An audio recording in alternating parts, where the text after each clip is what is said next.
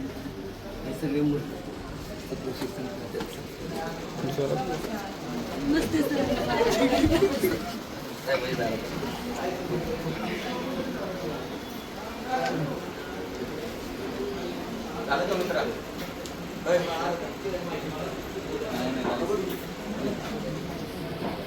चिठ्ठी अरे चिठ्ठी कुठे कसली चिठ्ठी अरे चिठ्ठी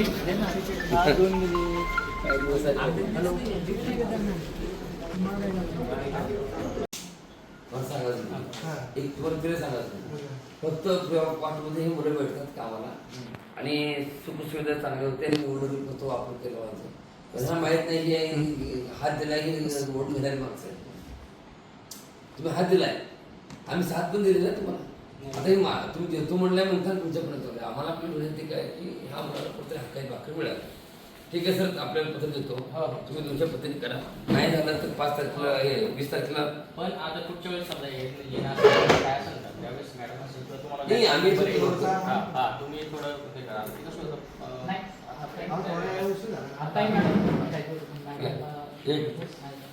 आणि नगरपालिकेला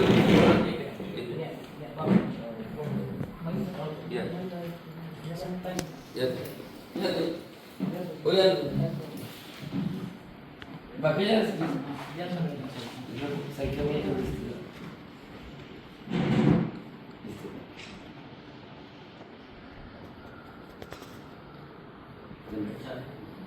आमची फक्त की कमीत कमी सहाय्यक आयुक्त कार्यालयाच्या मॅडमनी फक्त केवळ एक की गेल्यानंतर त्यांनी फोन देऊन आमच्या आस्थापनेची जी अडचणी आम्ही फोन लावतो आणि त्यांना विचारतो की या आस्थापना जर त्यांनी सांगितलं आम्हाला अशी अडचणी त्या आस्थापनेची आहे तर आम्ही तिथून फोन लावून त्यांना देतो. फक्त त्यांनी तेवढी फक्त आमची विनंती घ्यावी तिथून आमचं ऐकून घ्यावं आमची हे तिथंच आहे आणि कवरिंग करून देते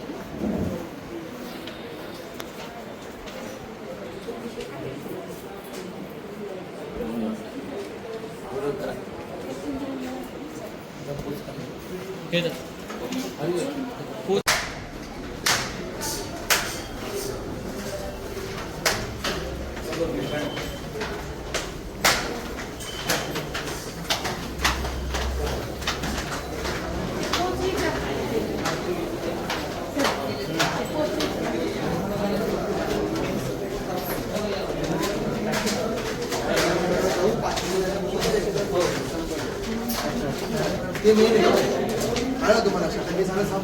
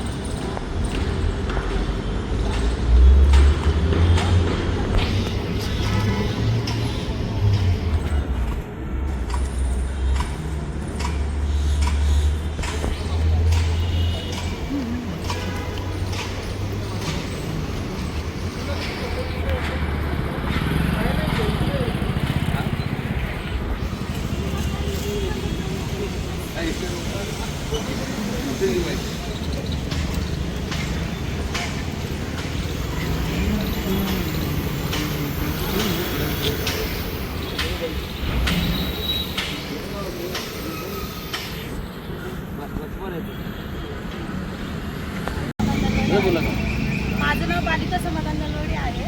मी पिंपरी चिंचवड महानगरपालिकेमध्ये मुख्यमंत्री युवा कार्य योजनेअंतर्गत प्रशिक्षणार्थी म्हणून कार्यरत करते. तर माझे 6 महिन्याचा कालावधी संपून सध्या 3 महिने झालेले आहेत, तरी माझी जॉईनिंग झालेलं नाही आहे. तर सरकारने मान्यता देऊन सध्या पालिकेच्या कर्मचाऱ्यांनी जॉईनिंग केलं नाही. जर आम्ही जॉईनिंग करावं म्हणून गेलो तर ते म्हणतात की आम्हाला आणखीन याच्याबद्दल काहीच कामकाज माहिती नाही आहे. मग आम्हालाच माहिती नाही तर आमचं जॉईनिंग कसं करणार ते? तर आम्ही इतकं काम म्हणजे मनापासून इतकं प्रामाणिकपणे काम केले, नियमाचं पालन केलं, नियोजन व्यवस्थित सगळं केलेले कामं पूर्ण कामं सध्या शिकलेले आहेत आम्ही. जे आम्हाला कामाचा इतका अनुभव आलेला आहे 6 महिन्यामध्ये की बस आम्हाला कोणतं जरी कामकाज दिलं तर आम्ही त्यांचं आत्मविश्वासाने काम करू. असं इथे एकही अडचणी नाही येत आम्ही कामाला झालं तर काय करू त्याबद्दल बोला.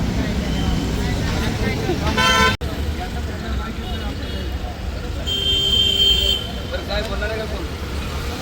हो काकू बंद नाही. बाबाला थोडंच घेऊन जा तिकडं बाबाला तेवढं घेऊन जा.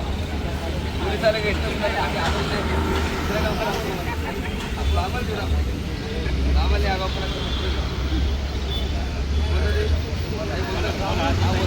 हे ताई माणसाचं तयार झाली सगळ्यांनी पण पॉप मारला. हे दादा माणसं बोल हे बोल करतो की बाबा. तिथेच माणसं बोल.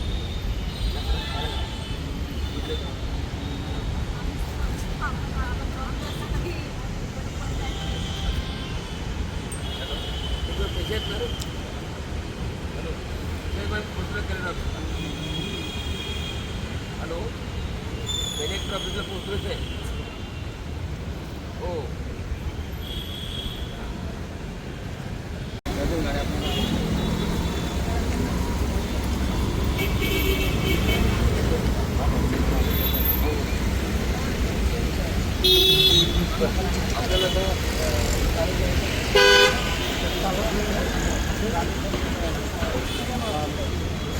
हां बोला.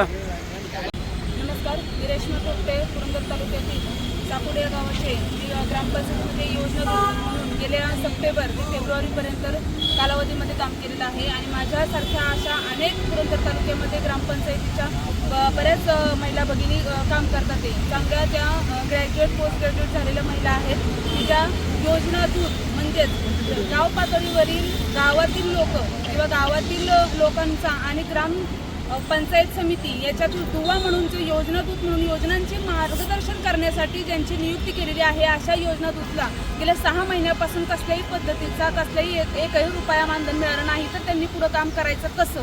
कारण घरकुलासारखी योजना असेल किंवा बचत गटांच्या महिलांसाठी काय मार्गदर्शन असेल, आरोग्य सेवा असतील, हे जर का पंचायत समितीमार्फत किंवा आरोग्य खात्याची जी माहिती आहे गावापर्यंत पोहोचणं गरजेचं आहे. आणि हे जर आम्ही प्रामाणिकपणे काम जर केलेल्याचा मोबदला जर आम्हाला मिळणार नसेल तर मला वाटतं पुढं आंदोलनाशिवाय पर्याय नाही. गेल्या 6 महिन्यापासून आम्ही पंचायत समिती असेल किंवा आपलं जिल्हा कार्यालय असेल इथं सगळीकडे आम्ही वेडे हेल्परने घालून झालेले आहेत. त्याच्या येण्या जाण्यावरच आमचे पैसे चाललेले आहेत. पण जर का आता इथून पुढं जर आमचं म्हणणं ऐकलं नाही आणि आमचं मानधन जर आम्हाला मिळणार नसेल, शिवाय पुढं 5 महिन्याचा कालावधी अजून वाढून दिलेला आहे पण त्याची लेखी काही दिलेलं नाही. मग कोणत्या भरवशावरती आम्ही इथं कामाला यायचं का नाही यायचं आणि लोकांच्या कशा पूर्तता करायच्या या योजना दूतनी हे थोडंसं मला लगेच सांगितलं जावं. आणि जर नाही जर झालं तर खरंच आळंदी आणि पंढरीची वारी जी म्हणतो आम्ही पुण्यामध्ये ठाण मांडून बसू.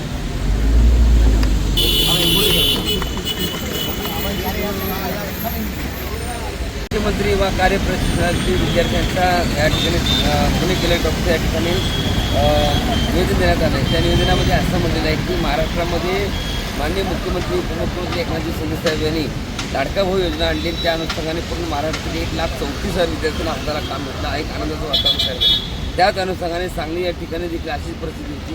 पण जे मुलं काम करतात त्या मुलांना 6 महिन्याचा मुदत होती, त्यानंतर 5 महिन्याची मुदत वाढ माननीय देवेंद्रजी फडणवीस साहेब यांच्या माध्यमातून घेतली. पण तरी देखील आता महाराष्ट्रामध्ये माननीय मुख्यमंत्री साहेबांनी एवढी मोठी घोषणा करून देखील अजून पण काही मुलांना जॉईनिंग करून घेतलं जात नाही. नगरपालिका आहे, ग्रामपंचायत आहे आणि वेगवेगळ्या माध्यमातून ज्या अनुषंगाने आम्ही सांगली या ठिकाणी अल्टिमेट दिलं होतं, जर आम्हाला हे काम भेटत नसेल तर अमरण उपोषण करू. पण तिथून लेखी आश्वासन काढून GRला स्थगिती देण्यात आली आणि शिथिलता करण्यात आली. त्या मुलांना कामावरती घेण्याचा रुजू आदेश देखील दिलेला आहे. तो आदेश जसा सांगली जिल्ह्यामध्ये निघाला तसा पुणे जिल्हा, नागपूर, नाशिक या प्रत्येक जिल्ह्यामध्ये निघावा आणि त्या मुलांना हाताला काम भेटावं. तब्बल 6 महिन्याचा कालावधी उलटून चालला तरी देखील ह्या मुलांना अजून पगार झालेला नाही. अशी परिस्थिती ग्रामपंचायत विभागामध्ये आहे. जर ह्या मुलांच्या मागण्या मान्य नाही झाल्या तर पंढरपूरची वारी आषाढ वारी आहे, त्या अनुषंगाने पंढरपूरला जाणारी अनेक मंडळी या देहू नगरीमध्ये, आळंदी नगरीमध्ये ह्या संतांच्या पदस्पर्शाने पाहून झाल्या पवित्र नगरीमध्ये, पुण्या नगरीमध्ये येतात. याच नगरीच्या अनुषंगाने ह्याच कलेक्टर ऑफिसपाशी कीर्तन भजनाचा कार्यक्रम करण्याचा देखील इशारा ह्या माध्यमातून देतोय. जर महाराष्ट्रातल्या सरसकट जॉईनिंग होणं गरजेचं, अन्यथा नाही झाले, पगार नाही झाला तर हे सगळे मंडळी संत मंडळी घेऊन हा संतांचा मेळा माननीय कलेक्टर ऑफिससमोर 20 तारखेला ठेवण्याचा इशारा या ठिकाणी